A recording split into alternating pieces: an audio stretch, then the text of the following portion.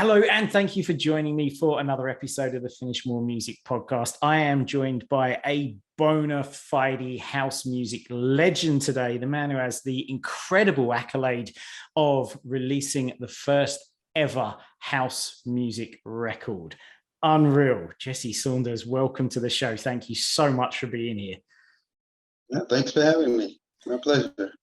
So, I mean, as you can tell, I'm absolutely pumped. I love the history of house music and techno and everything dance music and all of the creativity that goes behind it. And I pulled out a quote of yours that I read recently that I absolutely love, which is, "I enjoy nothing more than being a nomad, going on adventures and blazing new trails." So I'd love to hold space for that and the theme for that whilst we jump back in time and really discover where that came from and what was it that, you know, your first influences, what got you into music and got you all lit up about this game?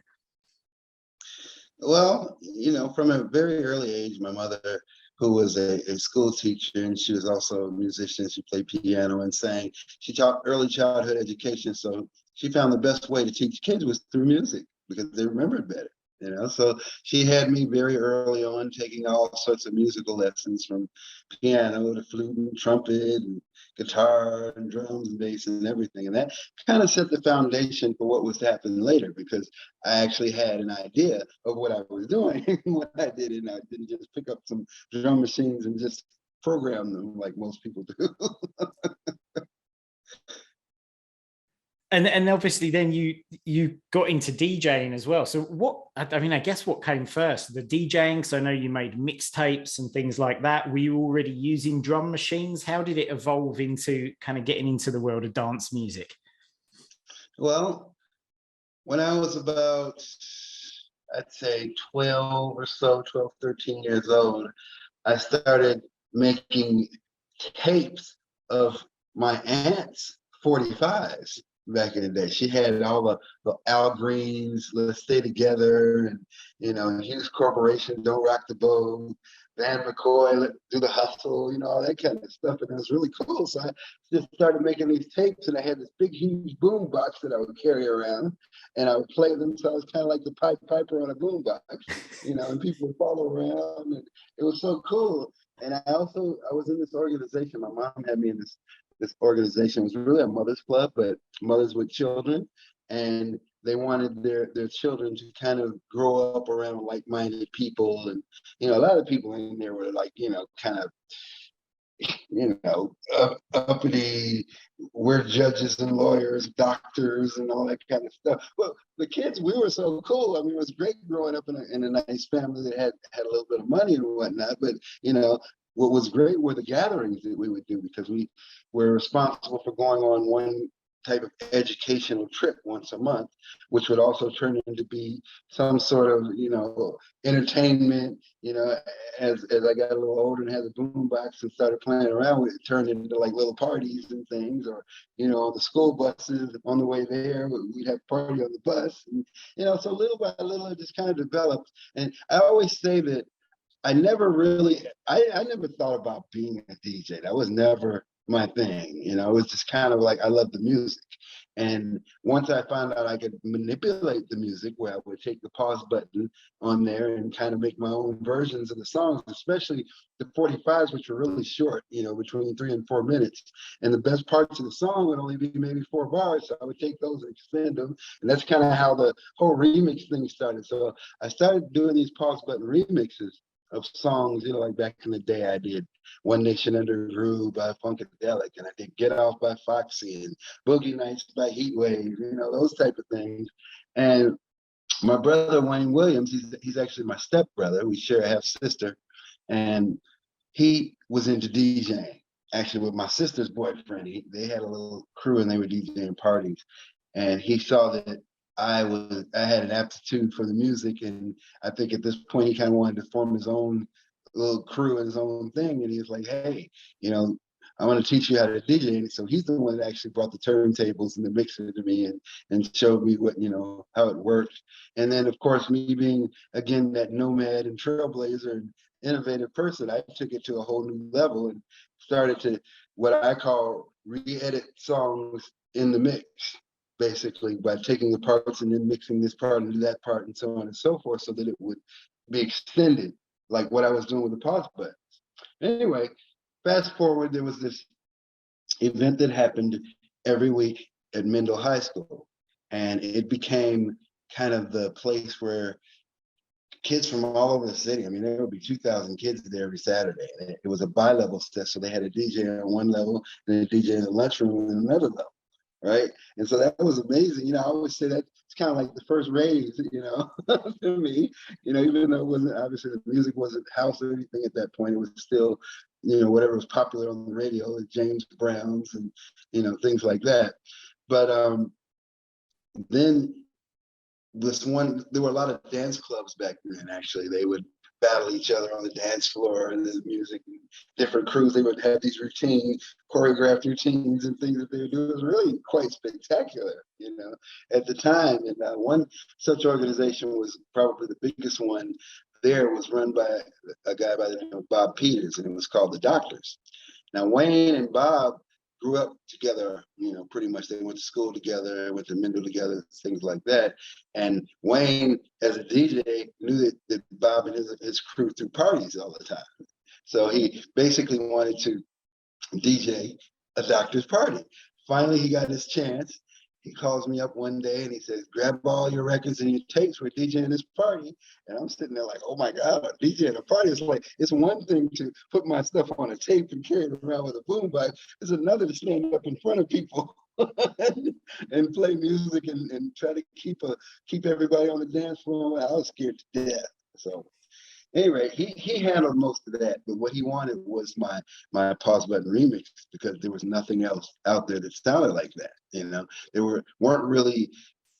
I won't say there weren't any remixes, but the remixes at that time were very rudimentary, very straightforward. A lot of them ended up on those 12-inch disco singles and things like that, and there were really more tape edits and things where, again, they would extend things. What I was doing was taking different parts and putting them together in rapid succession to make them sound like a machine gun edit and all kinds of different things. So different parts would do different things. And anyway, so he plays one of my remixes, and the crowd just goes wild because they've never heard anything like this before. And like, whoa, where'd this version come from? And that was kind of the beginning of the Chosen Few legacy. That's where we all started. That's absolutely amazing. And how did that then kind of start transitioning into what I'll call the club nights, but, you know, to the actual DJ gigs, where it starts getting more and more into house? And then I'll of course ask you about that pivotal moment where you actually then go and create a record. But how did that first sort of seed of DJing and standing, as you said, being scared to death and being there and playing your first set, how did that then transition into sort of the regular nights? Well, you know, after that, we started DJing a lot of high school parties and, you know, sweet 16s and, you know, all of the cotillion formal balls and things like that, where they presented the daughters to society kind of thing. So we did all that, because those were the kind of people that we were around, as I said, growing up. And then Wayne started organizing parties, you know, just parties that we would do, and other crews would do them as well, and we DJ everybody else's party. And slowly but surely, the circle just grew and grew and grew, and as people got into the sound, because we were playing what they were playing in the gay clubs, we were playing disco. We weren't playing this funk anymore.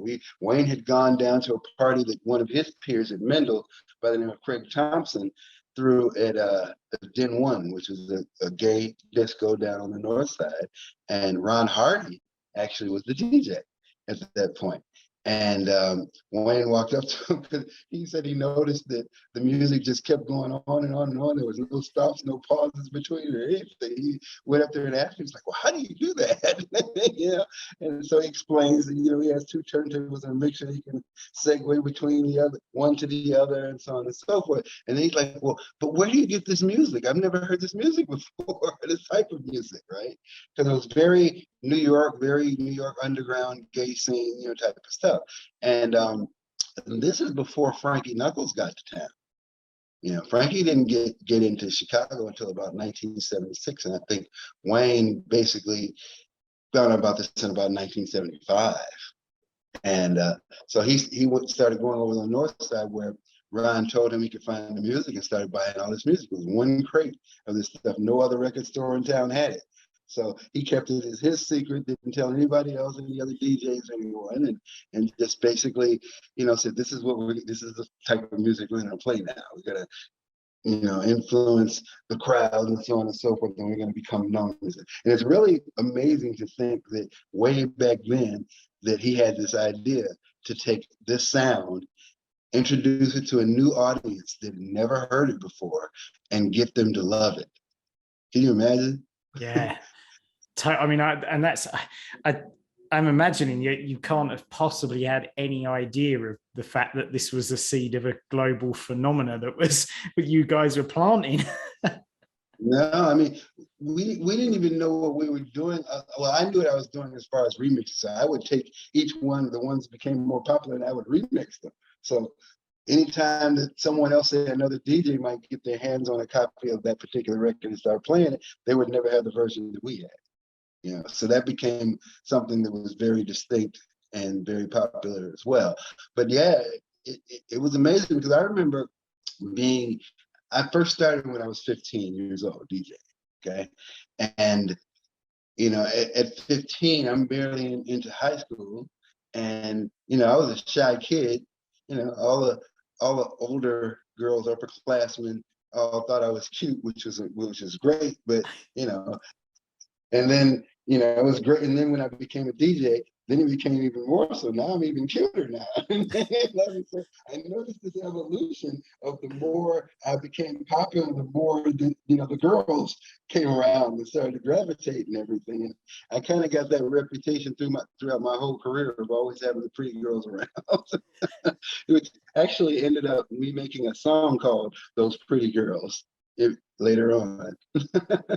Love it, absolutely love it. So if we sort of move now into the first kind of seeds of your production journey, obviously the famous story, you had a record stolen from your record box and decided to recreate it and ended up with the house record, on and on.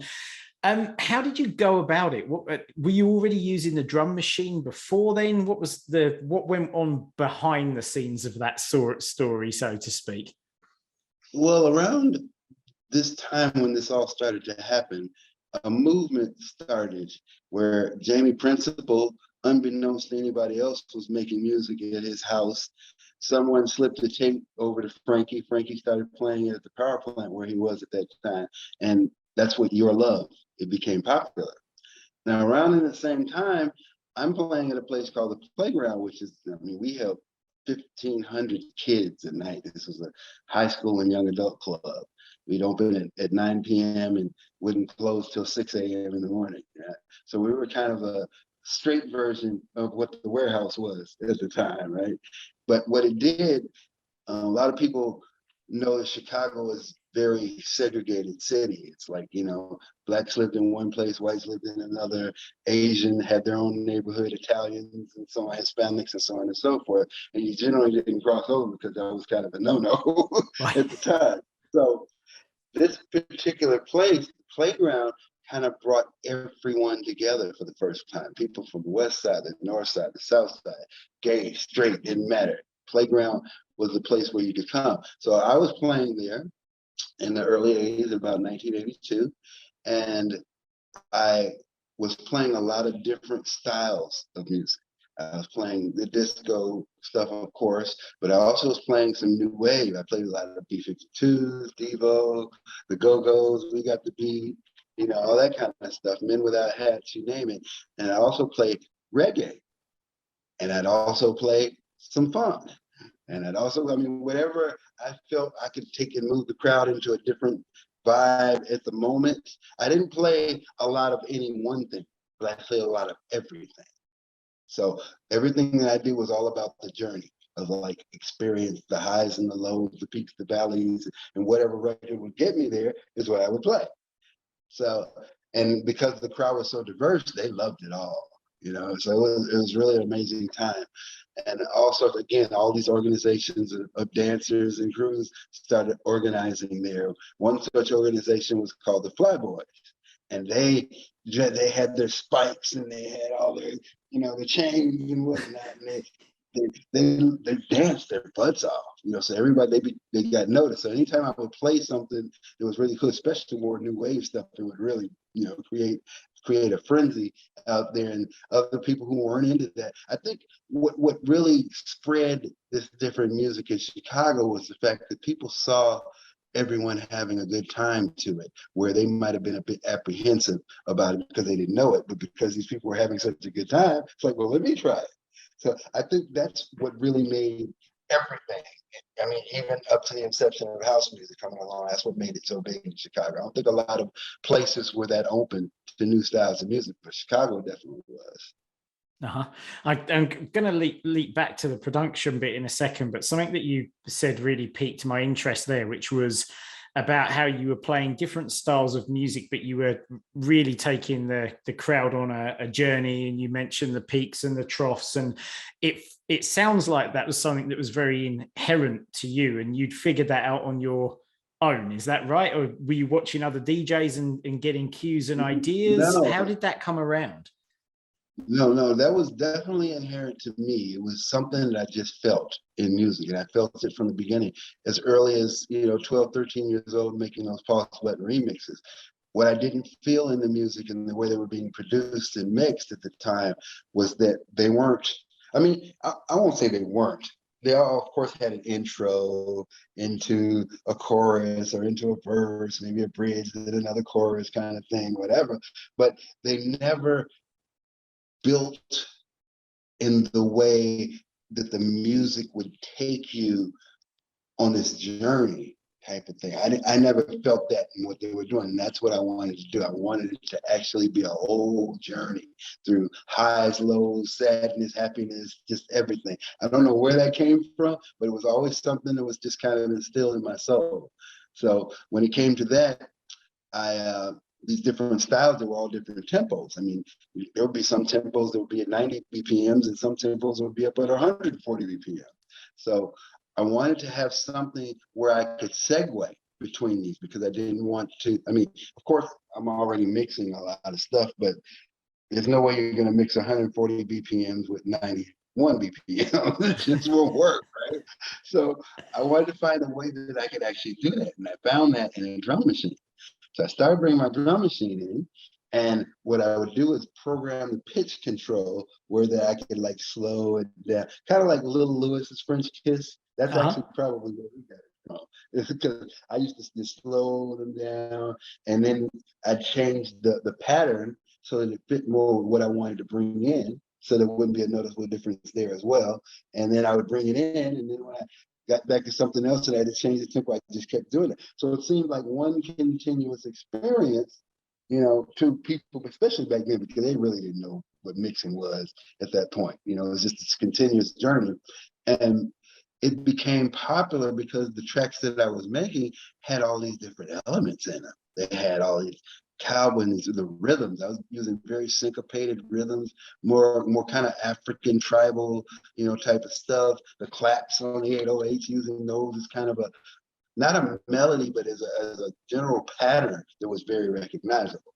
So it came that people started going to Imports Etc., which was the record store where everyone got all these great,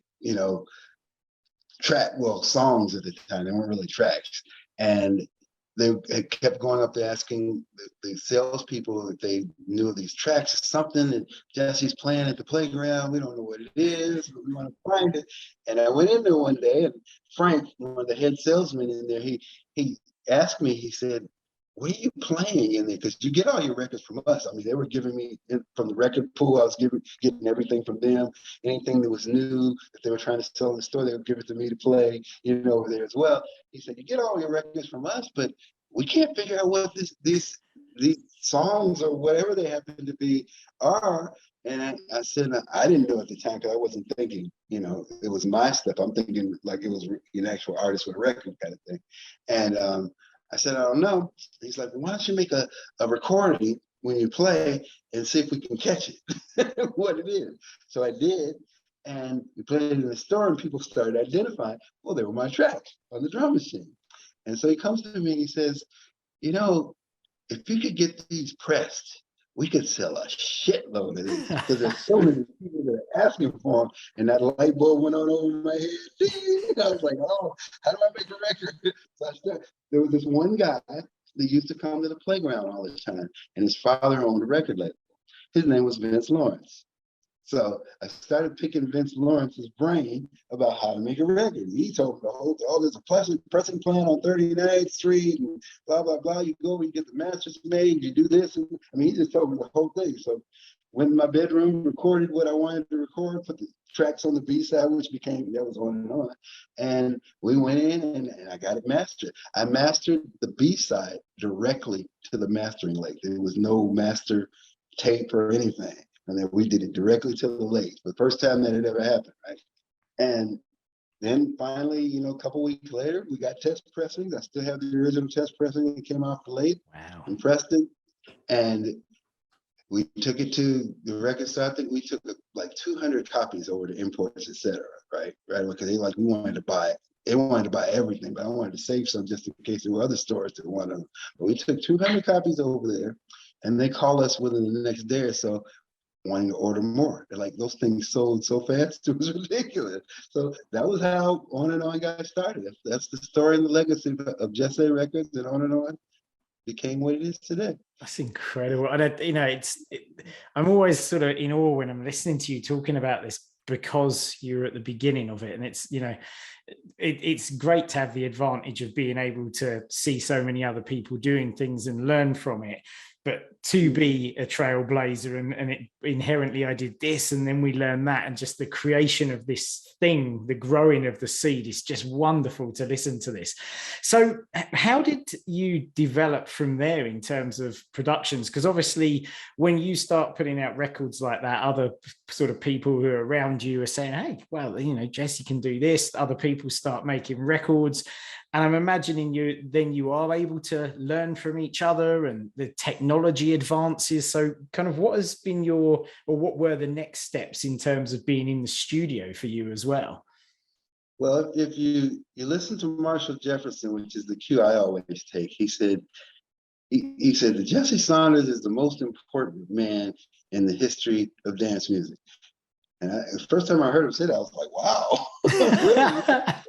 High five. And he said the reason being is because he showed us that anyone can get out there and make a record. You know, all of the other DJs and everyone else in town knew that I was making it, but they didn't know how, right? And it turns out that, I don't know if you saw the documentary I Was There When House Took Over the World that we did. Chip E. and Steve Hurley and I are sitting down in a diner discussing all this stuff and the great times and, you know, coming up in that era and everything.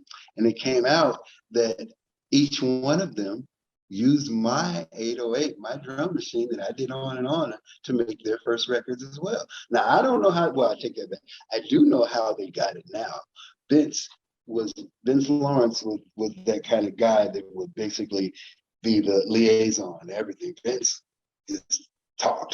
Hey, we're making hits, we're doing this and that. And so people started coming to him, hey, can you help me make a record? You know, type of thing. Because I was locked in the basement all the time. My grandmother's basement is where we set up shop. It was our rehearsal studio, and it was the label where we ran the label out of there.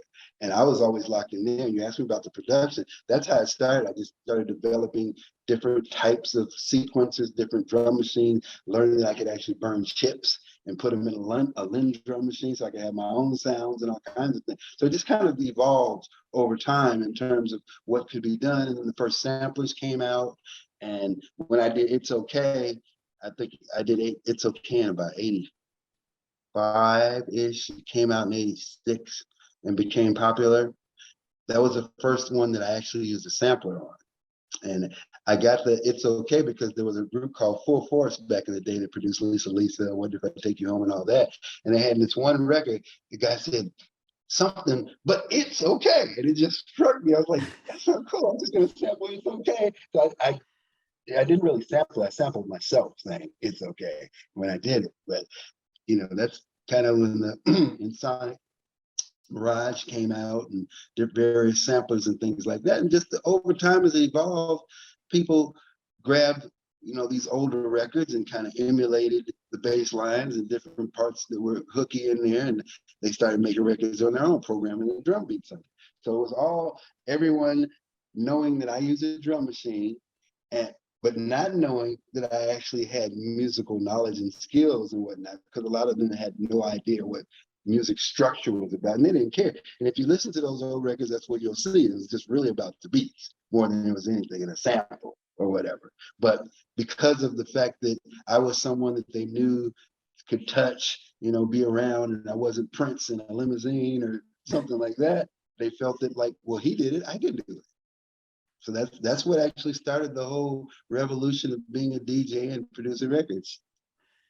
Is there a point that you feel where it really sort of tipped and became the phenomena that it is now, like a moment that was a huge catalyst? Because obviously it started with the, you know, you making the presses of On, and then now it's obviously huge. It's dance music is absolutely everywhere. Was there a moment where you sort of looked at it and went, oh my God, look at what we've started here. Look at the size of this thing. Well, you know, what I've done throughout the years is, especially like when I do interviews and things, and people ask me questions like this about how do I feel about that. When I think about it, I've always been pretty humble in my approach to it, because I mean, if you ask Wayne, he'll never say I'm humble. He thinks I have the biggest ego in the world. And to a degree, I do. Because honestly, you can't be the best without having an ego. You have to know that what you're doing is great. Other than that, why would you keep doing it? Why would you strive to do something else? And I think that's motivated me to want to blaze those new, getting back to the nomad thing and start something new and innovate and whatnot. That's always been my goal in this. So, but I'm humble in the sense that here I was, a kid in my grandmother's basement, just making tracks and things, not knowing. Well, initially, I'd say the first few that I did were meant for, well, they're all meant for the dance floor, but I really had that in mind when I was doing it. Later on, when I became more of a songwriter, producer, it didn't have really anything to do with that. It was really more about making a great song. So for me, it was always, that's where my head is, that's where my concentration is.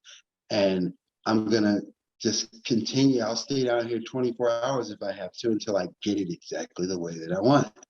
And I developed a system of how I was able to produce things in a manner of which I could get them to be what I wanted. Because what I noticed later on, especially when I started sitting in on other people's sessions and whatnot, is the way they went about producing things didn't make sense to me, you know, because my way, or what I was trying to do, was always efficient.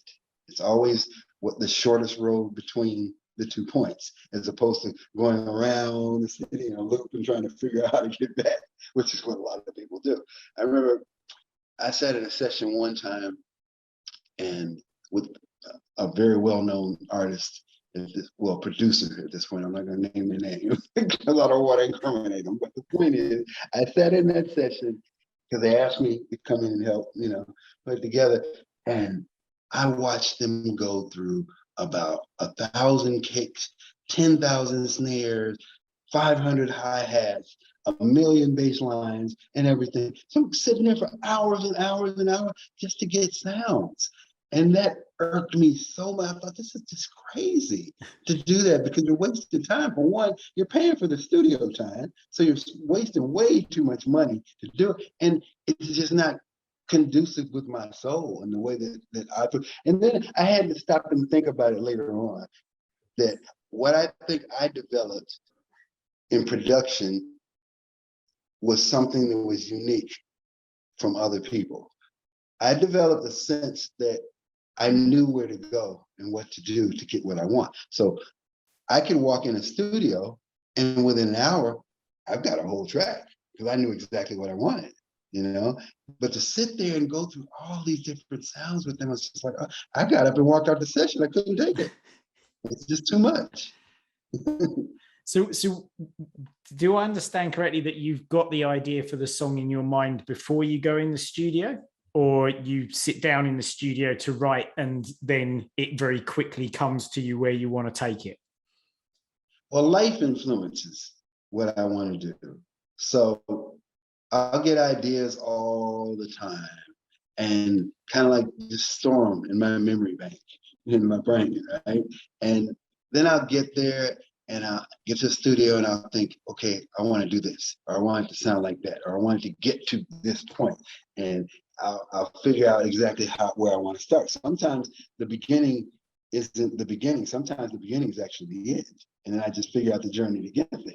So it happens in different ways, but I just think that because I'm a student of life in every facet and form of it, I'm always constantly questioning the motivation of why people do what they do, why they think what they think, why they end up being who they are, and things like that. And just the journey. Again, it comes back to the journey. It's the journey of life and understanding.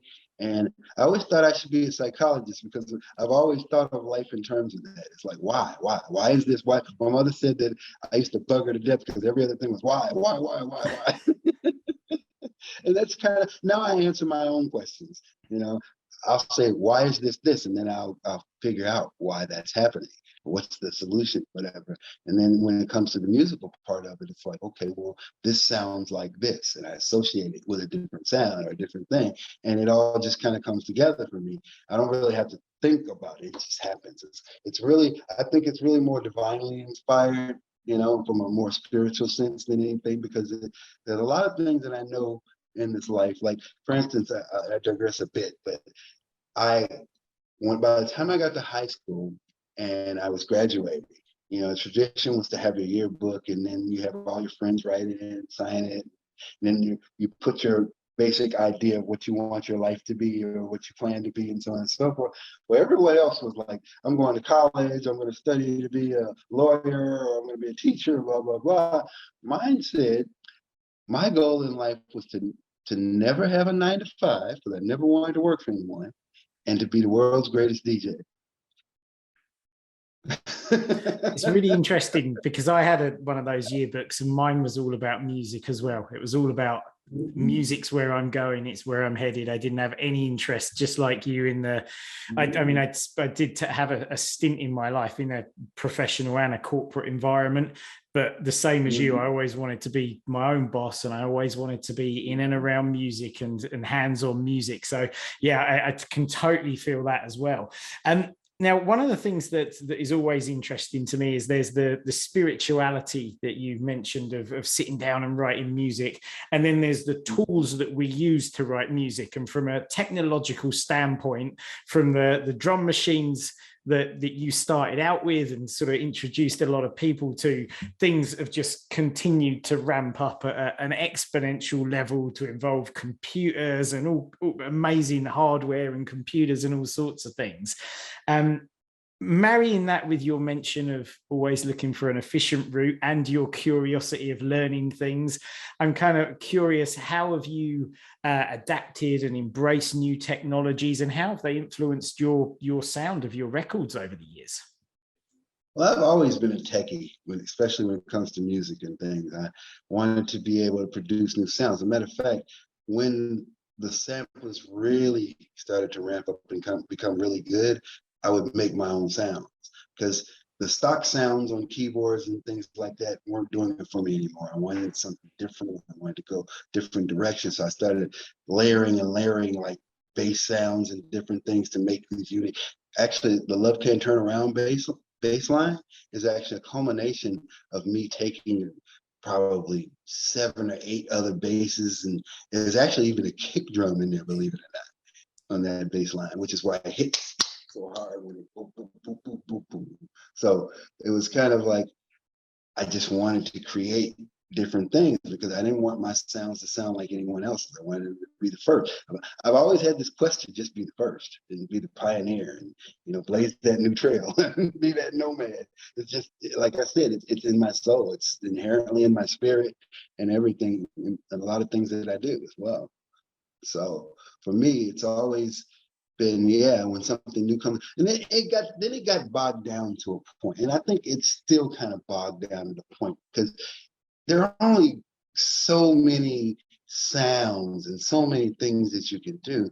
I don't care what new synthesizer or keyboard you make or module or whatever.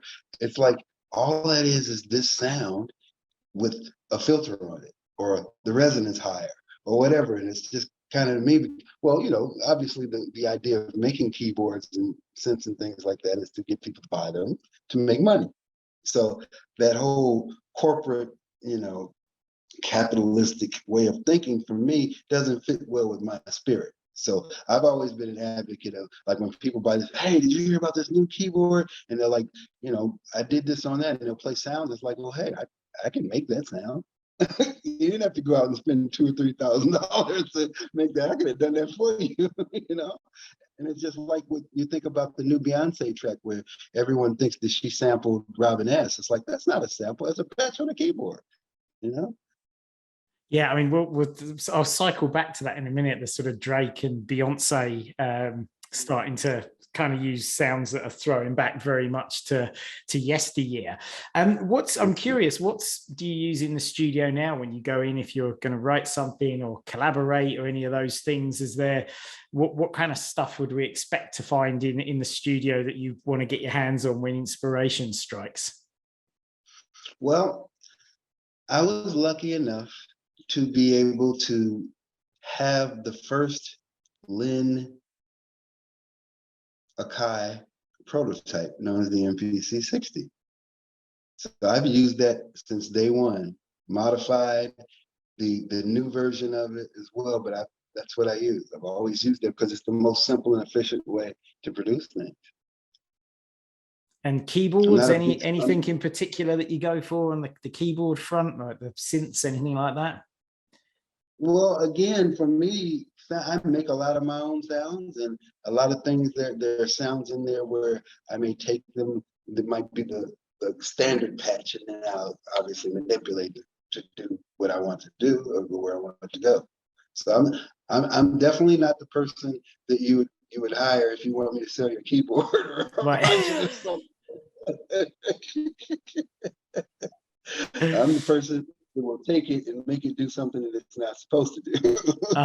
And are you still using like hardware alongside when you're playing your DJ sets? And if you are, has that evolved at all from back in the day? No, now I just go in and do a digital edit on whatever I want, because I learned something about maybe 10 years ago. As a DJ, you're basically playing other people's songs, right? But yet I've been hired because of who I am and my name to be there to play. So I thought to myself, I said, that didn't really make a lot of sense to me. If people are hiring me, then I need to be coming with a unique experience, something that no one else can do. So I started incorporating a lot more of my own stuff in my sets, different versions of them, different edits and things like that. Not that I don't play other stuff as well. I play other people's tracks, but the basis of what I play are my own because I've had enough hits now and things like that, that I can kind of almost do my own DJ concert, But for me, it just made a whole lot more sense because it's more recognizable if I'm coming in and I'm playing stuff that people know me for. So I started doing more of that in terms of performance. Totally. And the other thing I wanted to touch on around this was collaborations. You've collaborated with a who's who of people. How important do you deem collaborating and working with other people for like your artistic growth and creativity? Well, I think that what a collaboration brings is a different perspective, a different take on something, because I think, and I know that I can accomplish whatever I want on my own. I don't need anyone else. I write my songs, my stuff, I do the whole 9 yards.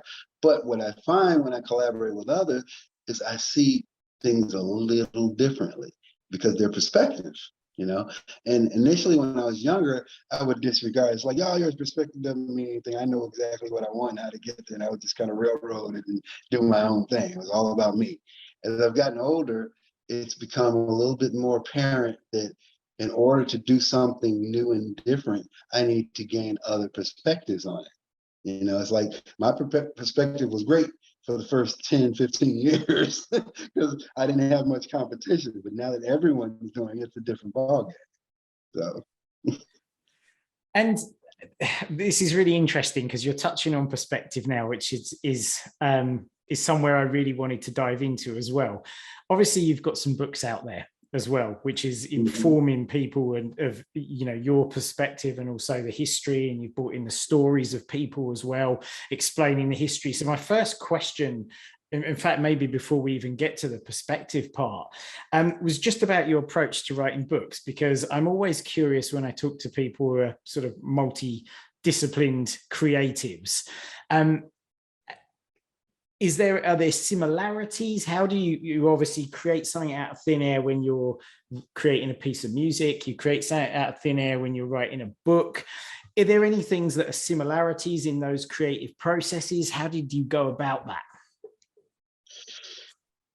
yes, and there's one similarity that kind of glues it all together, and that's the fact that I don't really think about it. I just let it flow. Again, everything for me is all divinely from a spiritual sense, life experiences, how I perceive a certain thing in a situation, which led me to write my last book, In Their Own Words. There's so many different perspectives from people as to how they found house music, what house music is, where it comes from, and everything. I said, I want to write a book that will definitively give you the whole perspective of where everyone came from. And that's why I called it In Their Own Words, because each person is different. They see it different. They look just like that old adage, you take one situation and have 10 people in the room. By the time it gets back around to the other one, it's completely changed. So that's what I wanted to know, especially about the beginnings of this movement. People that went to those parties, that experienced it, why it touched your soul, what it made your childhood like, and your experience and how you've gone through life and everything, right? Because a lot of those people experienced it all at the same time, but their perspectives are so different. It's just amazing. That's so fascinating to me. I like actually gathering the stories, because I had to edit, obviously, a lot of the stories. One thing that I found in writing that book is that people talk exactly, they write exactly the same way as they talk. And this, but that, maybe this, everything's and I did this, and then I went here, and then I did that, and then I did this, and so on and so forth. I was like, why is everyone doing that? And so I had to edit that a lot to make it and then, the run-on sentences and all the other stuff. And, thank God I was great in English and, and all that. But that was the hardest part of writing the book, was just getting through that editing process of making everything, because at the end of the day, it's still literary work, no matter how you look at it. And I wanted to keep it as close to their own words as possible without it being a book of just bad grammar. I love it. And it really ties in as well with, we've also got this theme of how inquisitive you are, and you said like asking the why, and it's like, okay, let's get everybody's different stories and group them together. And I know you've obviously been around the world lecturing as well at different facilities and speaking to a lot of people. How did that come about? What was the motivation you had behind that? Well, after my first book, that started because a lot of people started contacting me wanting to reference it in colleges and universities and music schools, because all of a sudden house music became a thing. And this ties back to the question that you asked me previously, because I never really finished my answer about how I see this whole thing and this whole journey and my perspective in it. I was a kid in my grandmother's basement creating all of the stuff that I didn't know where it would go, what it would do, how people would react to it or anything. But I just wanted to create. I just wanted to do something no one else had really done before. And so for me, I still see myself as that, and then wondering, how in the world did I get here? And that pretty much sums it up, because even to this day, I still think, like, for instance, I did a post on Facebook yesterday. It was actually a post from one I did about 2018, but it came up and I reposted it. And people, so funny, people are like, commenting and liking it as if it's a new post. No, it's really funny to me. But what it is someone went to the Smithsonian Museum in Washington, D.C., and there's an exhibit in there on African American history, and it names it's all of the most influential artists in the history of music. Well, in this case, of Black music, right? And my name's on the wall. I'm the only one on there that has a DJ in front of it. Everyone else is Otis Redding and New Edition and George Clinton and these type of things. And I looked at that, I was like, wow, that's truly amazing that they even recognized, something like that. And just that kind of recognition to me is just amazing, because it's nothing I would ever have thought of. I didn't do this to get accolades, but they keep coming and I keep getting proclamations and all these different things. I'm just like, wow, I never expected this, especially, being in my grandmother's basement, just trying to produce like these tracks on a drum machine in a little small sequencer. So yeah, it's amazing. And obviously you've been around the world and lecturing on the history of the music and written books on the history of it. What do you feel are sort of the core benefits of people who are up and coming, maybe just getting into the production or the DJing world, the benefits for them of going back and seeing where this all came from? Well, we all know that, you don't know where you're going until you know where you've been. So the history always plays an important part. And as I get older, it becomes more and more so, which is why I wanted to document and write those books, because I wanted it to be something definitively that could tell the story the proper way. Because as we know, there are a million stories out there. There's a million, most stories lead to Frankie Knuckles, being the godfather of house, which we consider him to be, but it wasn't because of house music. And that's where people don't understand it. There's a difference. And I make a very keen distinction in my books about the difference between disco and house music. They're two totally different things. Even though people who were in Chicago in the beginning associated all with being house because that was the culture, was house. But the actual genre of house music was a different thing. It didn't start until the mid-'80s. So that's a whole different ballgame. But my goal is always to set that record straight so people really understand the intricacies of how this all started, where it came from, and why. And that's why I say, like Marshall Jefferson's statement of me being like the most important part of this movement of house music and the whole 9 yards of dance music, whatever, is really kind of amazing to me, because that's how I feel. And to know that someone else who is a pioneer as well and has been on this journey most of the way with me feels that way is just incredible, but that's the whole thing for me, is like posterity. We're not going to be around forever. And what's going to happen in those years when, people can't interview me or talk to me, they're looking for information, how did this start or whatever. So it's like, I wanted to make sure there was a tool that they could use to find that information. And I also think to add to that, there's a huge amount of inspiration to be taken from it as well. As just to throw back to what I was saying earlier as well, listening to your story of how, you were creating something brand new, and you didn't have to be anchored in lots of people to reference from in the past of how they did things. You can strike out on your own. There's an inspirational piece, I think, for people here, where you can say, look, we didn't have a huge amount of gear. We didn't have all the stuff that you've got these days, like you said, the millions of sounds, and all. Didn't need all of that. Didn't need to have to learn tons and tons of things. Actually, we struck out, we followed a vibe, a kind of spiritual path, and you can do something new and you can do something exciting. So, just from me listening to you, I find it really empowering listening to your story.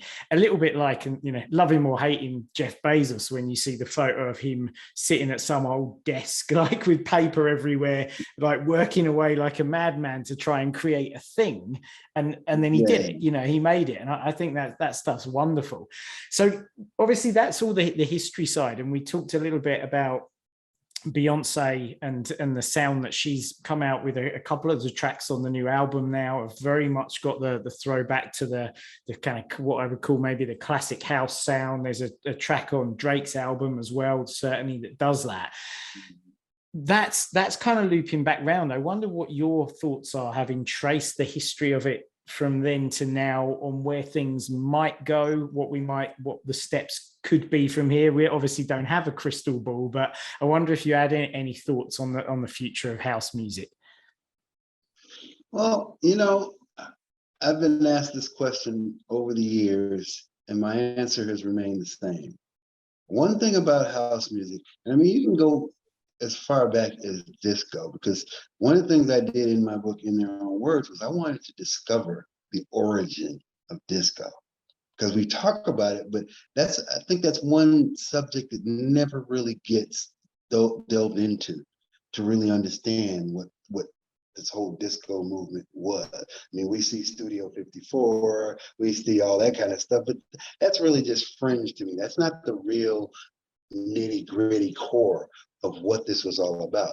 A lot of the interviews I've done lately, they've all talked about like this whole Black and queer roots of house music, so to say, and it came from the disco era and stuff. And I keep letting them know, it's like, although disco was in mostly gay men's club, because it wasn't really gay women. And the new term may be queer, but to me it'll still always be a gay man's club, because that's where it started for us, and that's what they called it. So for me, it's kind of like, what they don't understand is house music was the product of straight people taking a disco type of sound and making it into something else, more of an electronic thing, more innovative, harder hitting, bigger basses, things like that. That's what house music was. And where do you see it going? So if I look at it my stock response is that house music generally comes full circle, I'd say every 5, 6, 7 years. It kind of goes back to its roots, reinvents those roots, and kind of takes off a little different direction. So I think it'll just keep evolving into something. I mean, when I listen to where we are now versus where we were back then, it's like night and day. The sounds obviously are different, and the way things are produced. Back then, there weren't a lot of great mixes. There were very rudimentary mixes done on 4 tracks and things at your home or in the machine itself. Now everything has an engineering, it gets mastered, blah, blah, blah. So it sounds good. And it hits different. It's very, very tight, very pronounced, and you can hear all the elements of things.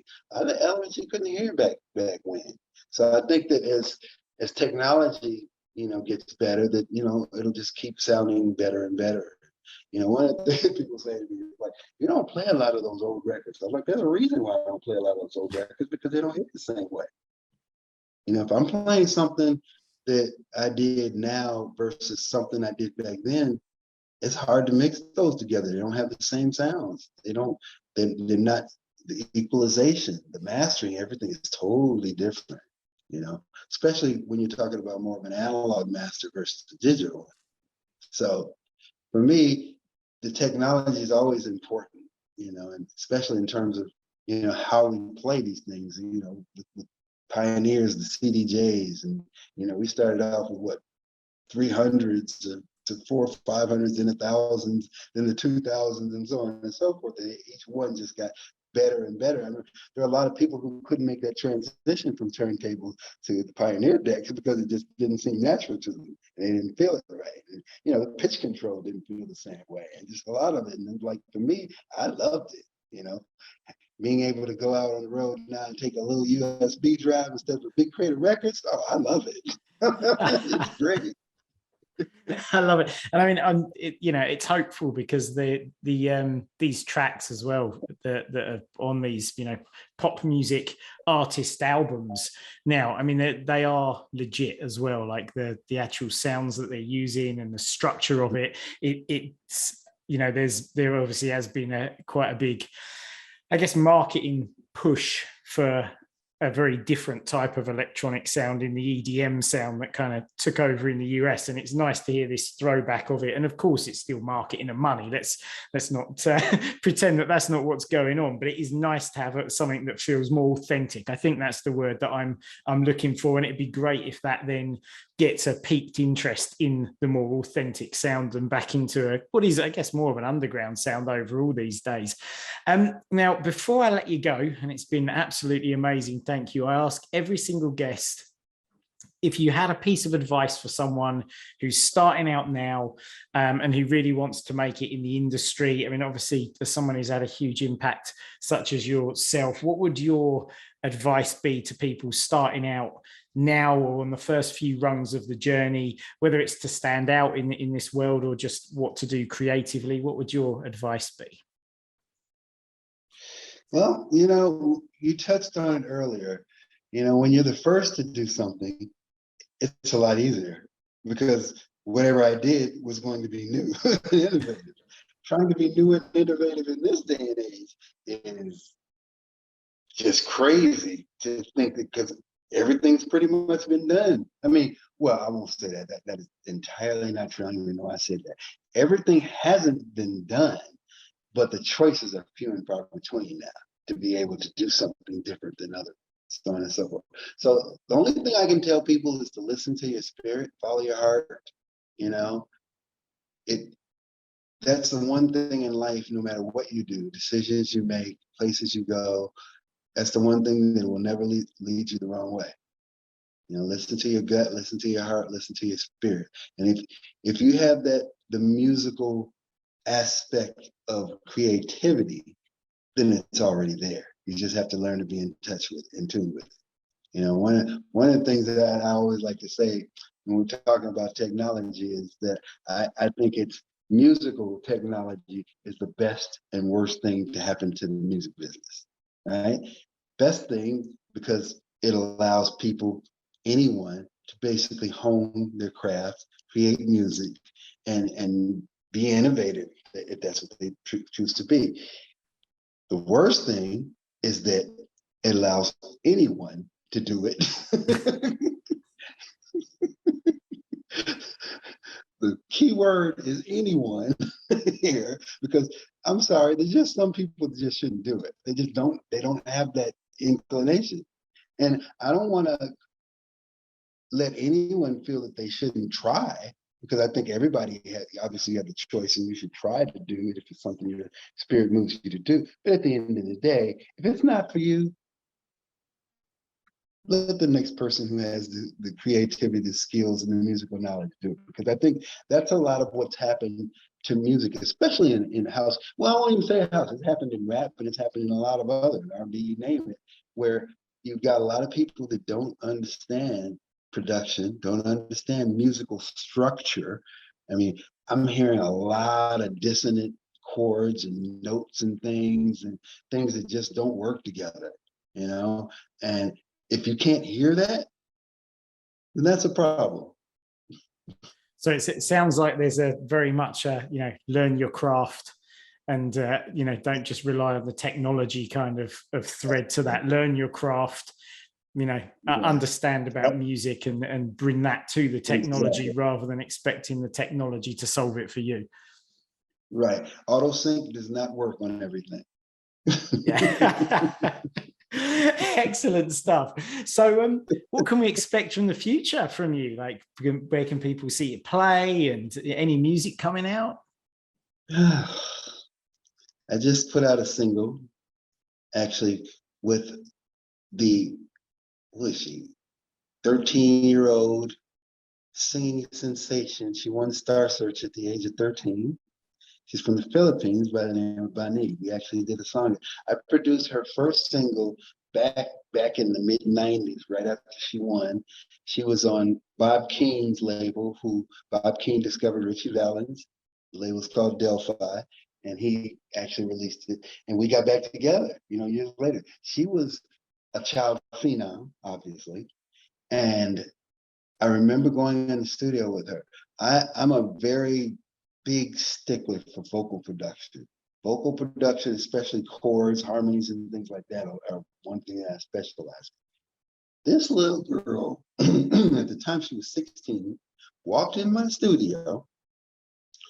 A very difficult song that I wrote with Marvin King. We actually wrote it for Martha Wash from the Weather Girls. And you know how big a voice she has, right? She walks in the studio, the first take, and nails it. I had never seen anyone do that before. Not Shaka Khan, not Stephanie Mills, not Whitney Houston, not anybody. That was truly a revelation. So we got back together and just did a single called, excuse me, Jesus, something I chest. What is the name of our single? I'm having a brain fart right now. Rocket Till the Dawn, actually. So we just put that out. And prior to that, I did a single last year with Kathy Brown. I'm big on vocalists, as you can tell. All these people are major, like vocalists. Kathy Brown, Tasha LaRae, Cassandra Lucas, and who's the fourth person on that? They're gonna kill me when I do this. Who's the fourth person? Oh, Carla Prather. How could I forget? She's actually from Chicago too. All of these are like some of the top divas in house music. And Joni Sledge from Sister Sledge was a good friend of mine. And she passed away a few years ago. And I always wanted to do a tribute of We Are Family. So I got them all together and we did our version of We Are Family. That was last year. And the year prior to that, I actually did with Cassandra Lucas. Cassandra Lucas is from the R&B group Changing Faces. They had a multitude of hits in the 90s. And we did a song called Higher, which is amazing. The video of that is just crazy. So go check it out on YouTube because it's really interesting. But yeah, so last few years I've been like getting some of my favorite artists together and doing a single. I've only been doing like one a year lately. I'll probably start doing some more and just doing some more like single releases as opposed to like just trying to do big single releases again, which is what I've been doing. Yeah. Awesome. Absolutely love it. Well, listen, I want to again extend a huge thank you to you for jumping on and doing the interview. It was like seeing how lit up you are, remembering where it all started was utterly infectious as well. Like sort of watching you, listening to you, it's like got me super inspired. I know everyone who's listening to this is going to be really pumped. So I just wanted to say again, an absolutely huge thank you for jumping on and doing the interview. It's been an absolute honor. Oh, my pleasure. I love doing interviews. It's I've got a wealth of information, so tap into it. You know what I mean? It's like, and grab the books as well, obviously, yeah, because you've got a bunch of it is already captured. Which reminds me, actually, I've been thinking about and gearing up to doing In Their Own Words Part 2. So I'm looking for more stories from anyone. Hit me up. You can reach me on IG, on Instagram at JESSE SAUNDRS. So there's no E in it. It's just SAUNDRS. But hit me up if you've got a story, on there or on Facebook or wherever, and I'll read through it. And one of the things that I wanted to say about the first version of In Their Own Words was those stories touched my soul. I get a lot of people that contact me all the time and say that, thank you, for what you do. House music saved my life. And that is the biggest thank you I could ever receive from anybody. Amazing. Absolutely love it. What a beautiful way to end as well, man. Thank you so much for jumping on the podcast. Sure, no problem. My pleasure. Anytime. If you ever need me to do a guest lecture during a class, I'll do it via Zoom, or heck, maybe I'll fly over there and we'll do it. Who knows? Beautiful stuff. Take care, man. Bye-bye. Yeah, you too. Take care.